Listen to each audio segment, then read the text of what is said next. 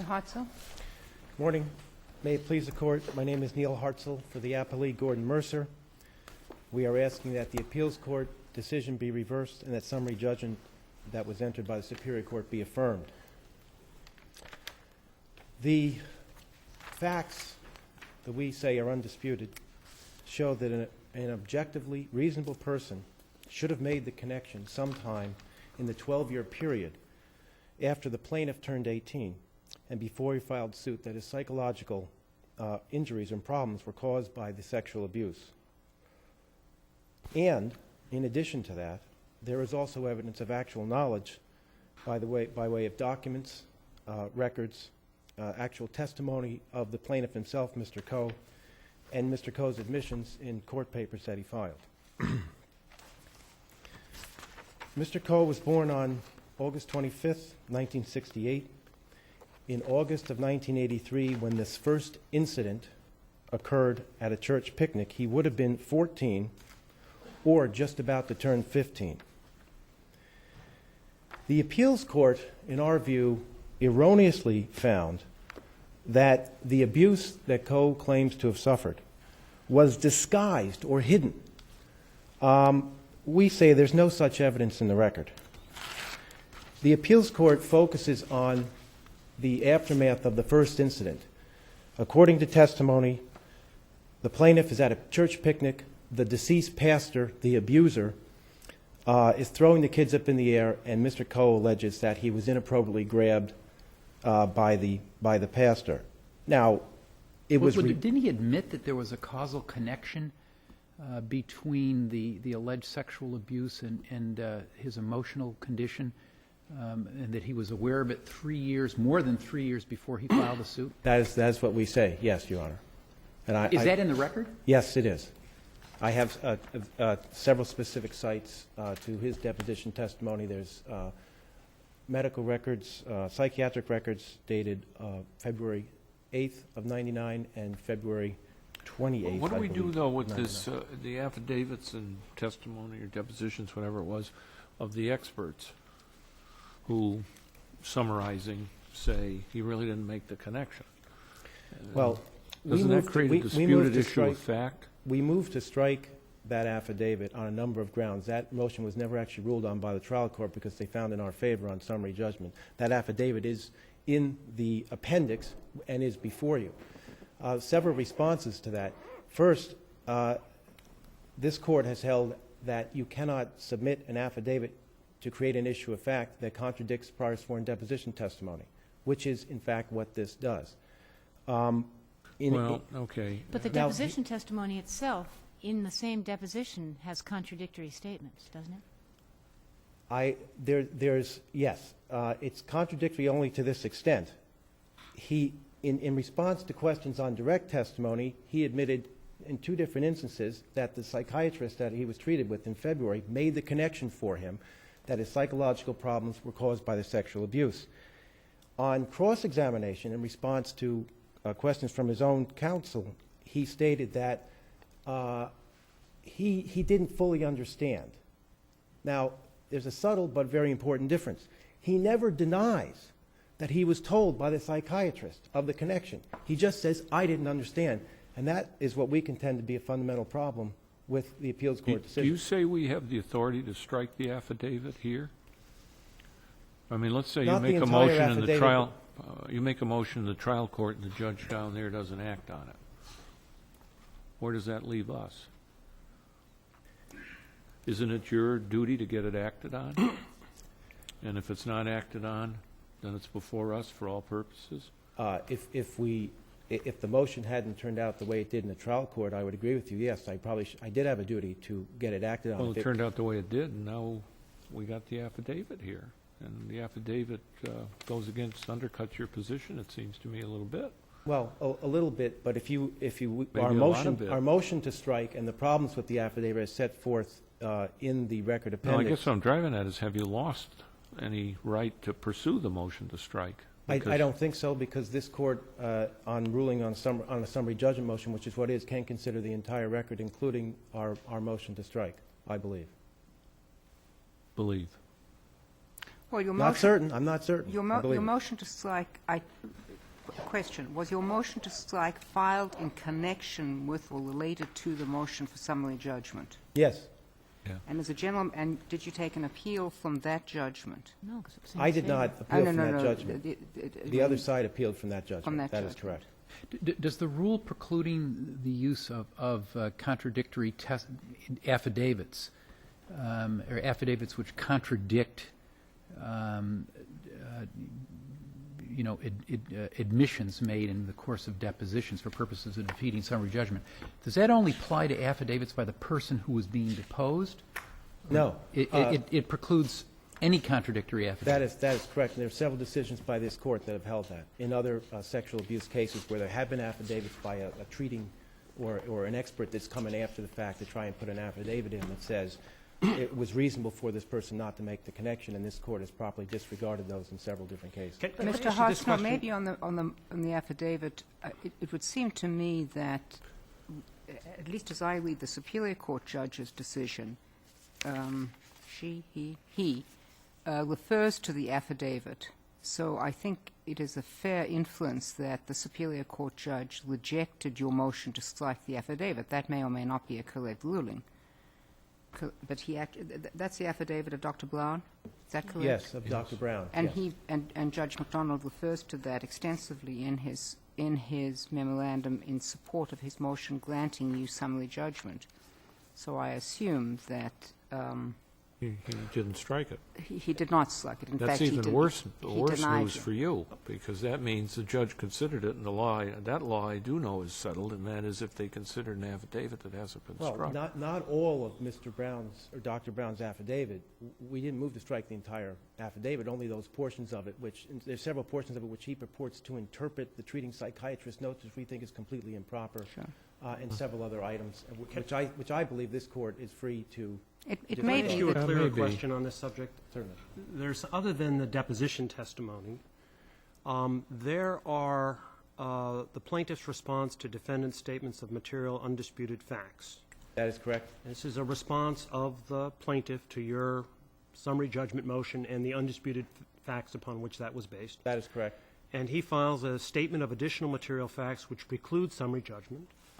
And in that, he basically says, plaintiff did not realize there was any connection between the feelings of rage he felt and the sexual abuse he experienced until February 22nd, 1999.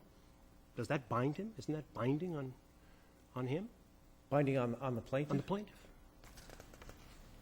one would argue. We've argued that point. I mean, Yes. so it's not just deposition testimony. He's gone and said, no, these are additional undisputed facts That is correct. which defeat summary judgment. As I stated earlier, there's three different knowledge bases for this case. The first is the deposition testimony. The second is judicial admissions made by the plaintiff himself in court papers. And the third are the psychiatric records. The affidavit notwithstanding, the issue here is, do these facts show that an objectively reasonable person should have made the connection between the harm suffered and the alleged abuse? We say, and again, I just want to go back to what I was talking about a moment ago, on the issue of the disguise of the abuse. Mr. Coe's memory isn't all that clear, but he clearly did state 2 additional incidents after the picnic where he was molested, abused by this guy, Bracco. There is no evidence anywhere that either of those 2 incidents were disguised, hidden, cloaked under a veil of normalcy as part of some spiritual treatment. This is God's will. These are things that show up in other cases. They are wholly absent from this case. So it's not accurate to rule or state that those incidents were hidden. But there's really no, I mean, is there anything in the record to dispute that between 14 or 15, and accounting all 3 of those incidents, they're all happening when Mr. Coe was 14 or 15, correct? No, well, the only incident that could have happened when he was 14 was the first one at the picnic, because he Okay, and turned then the others are- 15. but He the turned others are 15 in 15. August. He said the other incidents happened afterwards. They either happened when he was 15 or perhaps 16. Okay, but here's my point. That's 15 and 16. It isn't until, I mean, doesn't the record sort of show that it's somewhere in very early 1999 that he is, this issue about making a causal connection comes to the fore. Isn't that right? Yes. In So- terms of his own testimony on that, But that is there correct. any, okay, and here's my question. Is there anything between, I can't do the math, whenever he was 14 or 15, that's 83, is that right? Yes. Okay. Between 83 and 99, what's in the record that a reasonable person would have known that these incidents that happened to him were the cause of the problems that he was having? There are a number of things in the record, Your Honor. One of the issues is, was this a watershed event in his life such it would put an ordinary reasonable person on notice? We say there is numerous items that show that it was a watershed event. He was doing well in school before the incident. He was happy with his family before the incident. He liked to go to the church before the incident. All that changes when the abuse starts. He no longer feels protected by his family. He runs away from home. Yeah, but he doesn't know why. Yeah. He doesn't know why. And one of the doctors says medically why he didn't know why, and that is that he repressed it or put it out of his mind or whatever the hell it is by reason of post-traumatic stress disorder, which is a recognized problem. I don't believe this is not a repressed memory case. Mr. Coe never states that he forgot all about the abuse and that somehow he remembered it. He says... No, but the doctor said by reason of post-traumatic stress disorder, he couldn't make the connection. In effect, the jury could find... That's a different issue. That's a different issue. If there's several items here. When Coe is in his, I think it was in his 30s, in 1991 or 1992, he's back at the church. His parents bring him back for something. He's reconciled with his family. He's back, and he sees Racco again. Fear, anxiety, heart shrank, wants to get away from him. Going back to Dr. Brown's affidavit, Dr. Brown's affidavit, in 3 different paragraphs, states that he ran away from home to escape the abuse. That's what we contend is the watershed event that would have put an objective, reasonable person on notice. Yeah, the strongest thing I think you got going, well, besides all these other things, but the real strong thing, the magic date is February 28th, correct, of 1999. Right. Yes. If prior to that date he knew or should have known, he's out, right? Well, it's actually, let me just double check the dates of the filing of the February complaint. 28th. It is February 28th. Yes. On February 22nd, one of the doctors, I think it's Ornstein, made the connection explicitly for him, told him face to face, look, all these problems you've had and are now having and so forth was because of that sex abuse. He says that. Well, that's not entirely accurate. We contend that the psychiatric records support such a finding. Dr. Ornstein himself couldn't remember exactly what he told Mr. Coe, but his records, written on the day that he saw him, because he saw him on 2 dates, remember, February 8th and the 22nd, both write down sexual abuse and diagnose him with suffering from depression. He stated at his deposition testimony, and this is in the record in the appendix, that it was ordinarily he would tell people what the cause was. He just couldn't remember. Coe himself says he was told what the cause was. At that time. Well, I got a note Yes. here that during a second meeting with Dr. Ornstein suggested to the plaintiff that part of the depression and rage he felt may be connected to the sexual abuse he experienced as a child. Is that in there? And then he said the plaintiff, quote, dropped the subject as quickly as possible. Well, we'll check it. but- That's Coe's testimony principally, right? No, this is from, it comes from 2 different places. Right. Mr. Coe testifies that the psychiatrist made the connection for him Right. on that date. The psychiatrist says, and it's right in his deposition testimony, I can't remember what I told him, however, it was my practice to make that. His notes are consistent with it. And this gets back to the problem. So that's in your favor? Yes, Yes, it is in our favor. because it's prior to the magic date of the 28th. And going back to the Brown affidavit, the law is well settled. You can't submit affidavits to contradict, to create issues of fact. And when you've got the psychiatrist records that state diagnosed with depression, that's the patient telling him history of sexual abuse, he didn't forget about it because the patient is the one who brought it up to the psychiatrist. What about the Bell notes that the appeals court relies on so heavily? The Bell notes are contemporaneous treatment records. She's a licensed clinical social worker. Her notes do not talk about any sexual abuse until after February 28th of '99. And there is a reference in one of the March notes. Patient talks about sexual abuse. Sexual abuse was already discussed with a psychiatrist before that time. So the fact that it's not inconsistent to talk about sexual abuse later with a licensed clinical social worker when the sexual abuse was talked about previously with the psychiatrist. Mr. Hartsnell, your time is up, but I have this question. As you know, both the Superior Court judge and the Appeals Court referenced 264C, which is actions for assault and battery, which we don't have here. We have a non-perpetrator here, correct? That is correct. And you rely on 262A, I think the more appropriate statute of limitations, but which also has a new or reasonably should have known. Is there any difference between those two statutes? I'd have to go back and reread them, Your Honor. I mean, I don't mean in terms of the statutory language, but in terms of the case law, Of the standards, you mean? the standards. Well, I mean, here... 4C embodies or codifies the discovery rule, and that's, I think, what's the driver here, because But that's also in 2, isn't it inherently or Yeah. implicitly in 2A? Yes, Certainly, but it's codified specifically in 4C for sex abuse cases.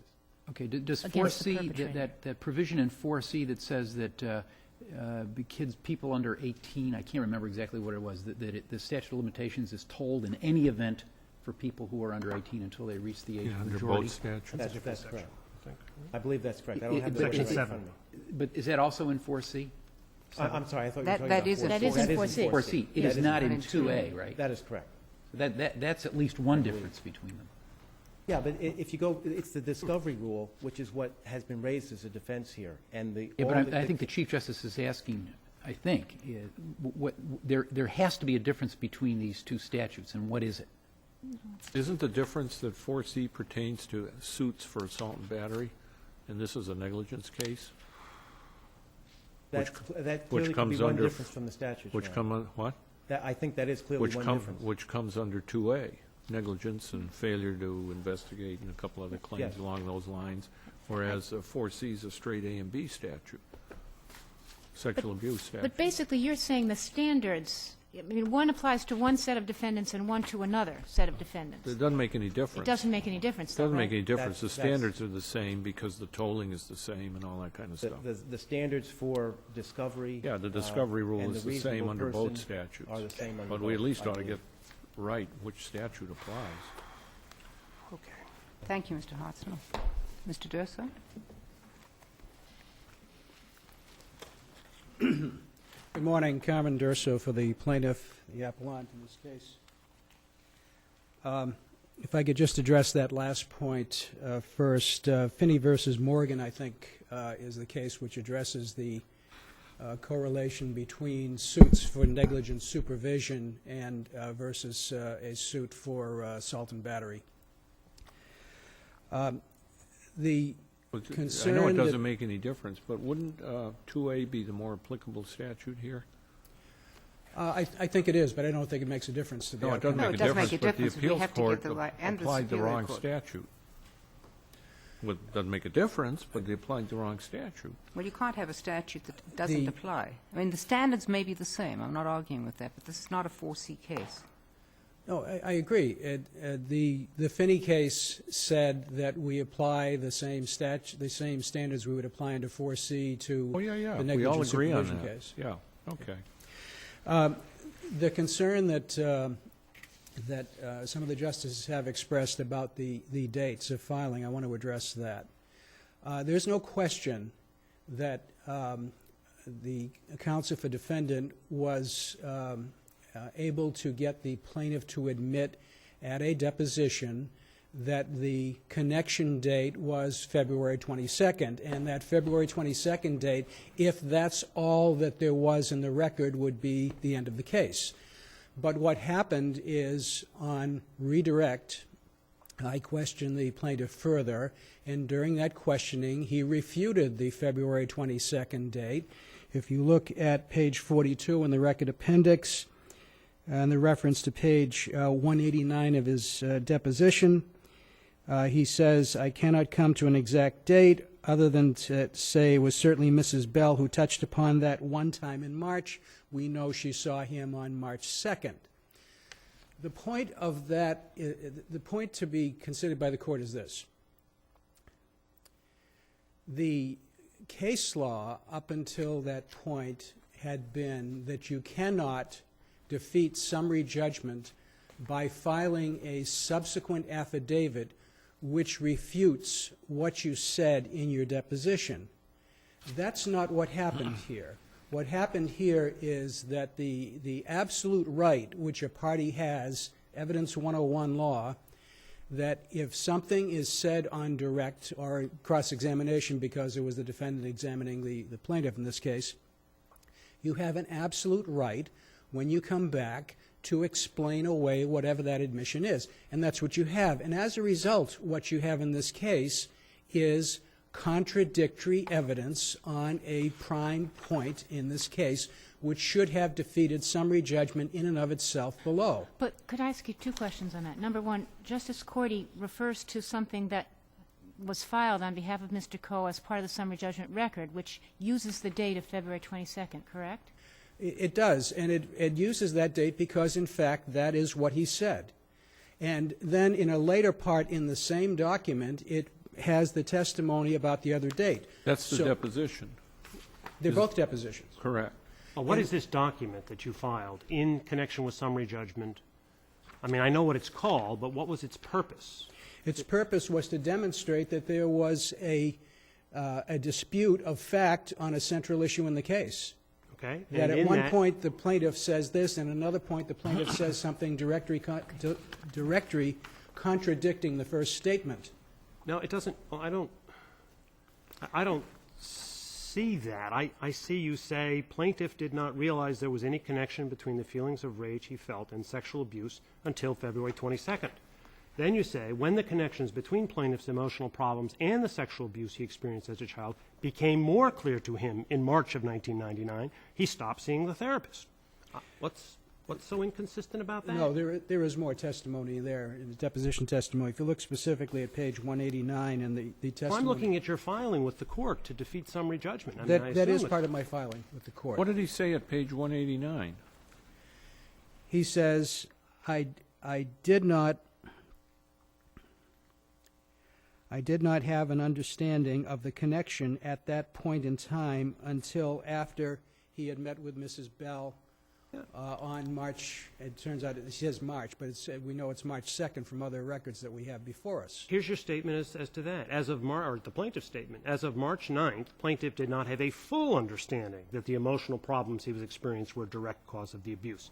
Is a full understanding necessary in this kind of case? I mean, isn't he on notice once someone has made the connection for him in a therapeutic setting? Doesn't he have an obligation then to sort of... Making a connection is not like St. Paul being struck off his horse by lightning at some point in time just like that. Making a connection is a process. At some point you come to an understanding, yeah, there's a connection between... And do we have to wait until that understanding is there for the statute of limitations to run, or do we just have to find whether he was on, in essence, inquiry notice, had facts from which he could have conducted further investigation and inquiry to determine the source of his harm, or more specifically, whether the defendant was liable? That's the second question, because that really goes to, do you have an obligation just to show, to meet an actual knowledge standard, or do you have to meet an inquiry notice standard? I'm not sure how to answer that. What I do know is this, that people who are sexually abused will remember, except for those people who have repressed it totally, will remember that they were sexually abused. They will do most anything in their power to avoid thinking about that fact and to connecting it up with the other events in their life.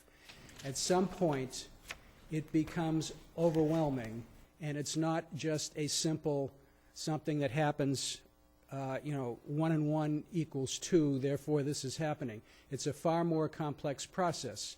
That's why we go to mental health professionals and say to them, when did it happen? How did it happen? Dr. Ornstein talks in terms of Mr. Durso, can I just say, just to follow up Justice Botsford's question, it seems to me that there's plenty of evidence to suggest why victims, all kinds of victims who suffer post-traumatic stress syndrome, may not take an action. But the question is, when is it first brought to their attention that there is a connection? In other words, if there was a record here that he had sought psychiatric help, which many people do if they're going through the kinds of lifestyle that he was going through, drug addiction and so on and so forth, and he never told anybody, never told any of those therapists about sexual abuse, no therapist ever asked him, nobody ever suggested that there was a linkage.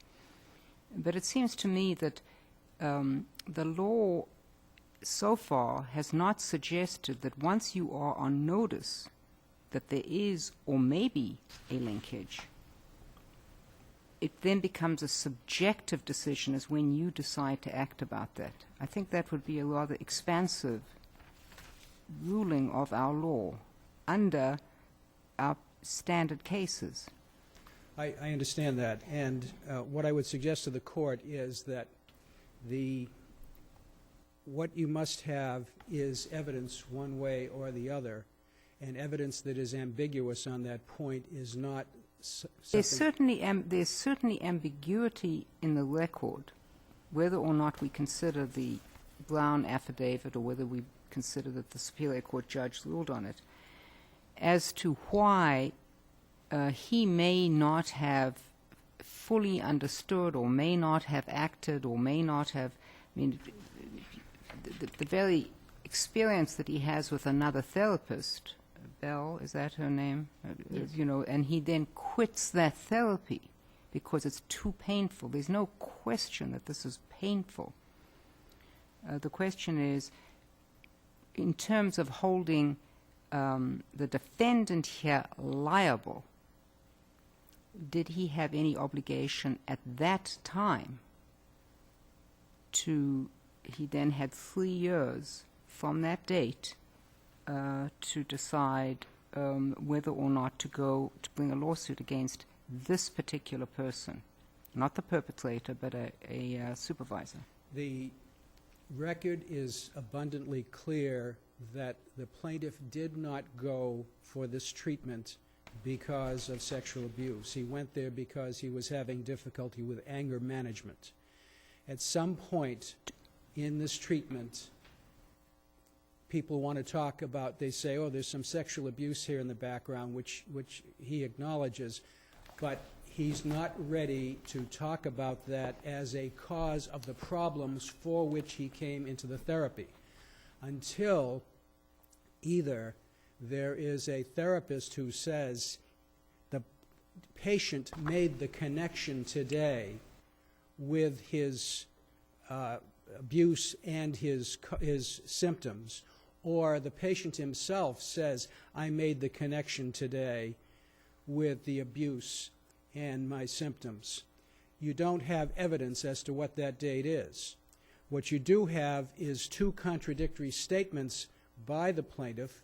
You have the statements of the therapists and Dr. Brown interpreting what happened, and you have the statement in the appeals court decision, which I think is perhaps the most telling, that the people who were in the clearest position to make a judgment about what happened here were the mental health professionals rather than the plaintiff himself. Mr. Durso? But the appeals court relies on the Doe case, Harbor Schools. Yes. Yes. That doesn't apply, does it? That applies to fiduciary relationships. There's no fiduciary relationship here. So the actual knowledge standard is out of the case. It's a subjective, reasonable, not a subjective, a reasonable, objective, reasonable person analysis. Well, I don't have a problem with the objective, reasonable person analysis here, because then you get back into the age factors and the other factors that we're talking about. The evidence which is most favorable to the plaintiff in this case would be testimony of the defendant that the pastor came in 1982 and that the picnic occurred in 1982, and the father's testimony that the picnic occurred in June or July of the year in which it occurred, when his son was either 13 or 14. But how do you get around his admission that a psychiatrist, I think it was a psychiatrist, told him on February 22nd of 1999 that there was a connection between his emotional turmoil and the sexual abuse? Well, doesn't that event alone start the clock running? No, not if he doesn't accept it. It's clear in the record that he is rejecting dealing with those issues. That's subjectively. So That would be the Doe factor, and Doe doesn't apply. Well, So now we're down to a reasonable person, and a reasonable person on February 26th would have said, wow, I don't want to believe this, but he just said, told me. if he is incapable, because of his condition, of doing that on that date, then he comes within the language that we've articulated for the standard, which is a person who has been abused. And that is the reasonable person we're talking about. It isn't just a case of saying, you know, this doesn't sound reasonable to me. It is, in fact, a situation in which you have to say, what is it like for a person who's been sexually abused? Now, I will tell you, there are no two of them who are alike, although they do share some characteristics. But is that the test? Is it the reasonable person who's been sexually abused, or is it the reasonable person? No, Oh, no, it's the reasonable person who's been sexually abused. That's been clear since the Riley case. There's no question that we are talking about a reasonable person who has been subjected to the kinds of things that occur in sexual abuse. That's a given. That's even repeated in Crichton, even though Crichton seems to try to pull away from Riley. You know, the age thing, Riley, we have to remember, dealt with an adult abuse victim, whereas in Crichton we start talking about ages. Well, I'll live with that, because in Crichton we talk about someone who's 16. In this case, we're talking about someone who was 13 or 14 when abused, no older than that. Well, but the second two incidents were 15, wouldn't you say? The second two incidents on the evidence most favorable to the In plaintiff. the second and third, I'm trying to. Yeah. The second and third incidents on the evidence most favorable to the plaintiff are incidents which occurred within a year after the initial incident. And I want to point out something about those subsequent incidents. The plaintiff describes one of the incidents occurring while he's playing hide-and-go-seek. We're not talking about some 15-year-old kid who's on his way to be a merit scholar.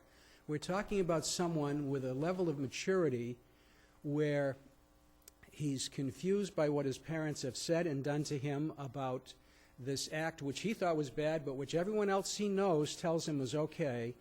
And he then is put back into the situation where he has no choice about going to this church and having these contacts. And this is the person who's so confused that he runs away from home. And this is what we're talking about. So this is the person, the reasonable person who's been sexually abused, that you have to view in terms of making the decision in this case. Thank you. Thank you, Mr. Durster.